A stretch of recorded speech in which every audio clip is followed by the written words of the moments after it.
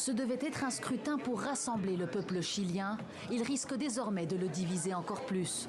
Pour la seconde fois en un peu plus d'un an, le Chili vote pour une nouvelle constitution. Un projet proposé cette fois-ci par la droite et l'extrême droite qui détiennent la majorité au Parlement. Mobilisés jusqu'au bout dans les rues de Santiago, leurs partisans estiment que cette version permettrait d'amorcer enfin les grandes réformes dont le pays a besoin.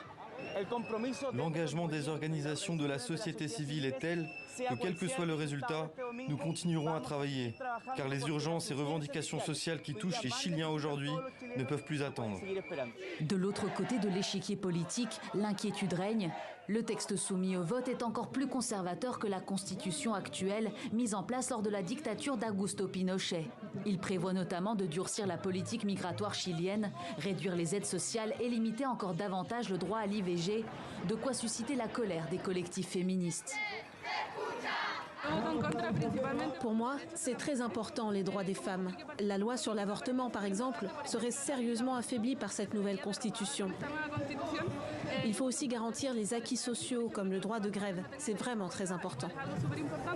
Cette révision de la Constitution, considérée comme un frein à tout changement de fond, était soutenue par 80% de la population en 2019.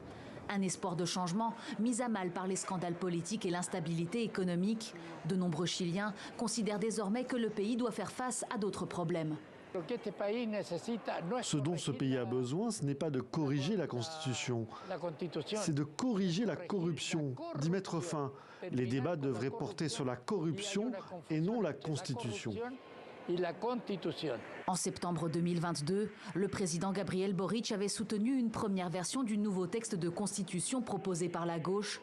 Celui-ci avait finalement été rejeté par plus de 60% des électeurs.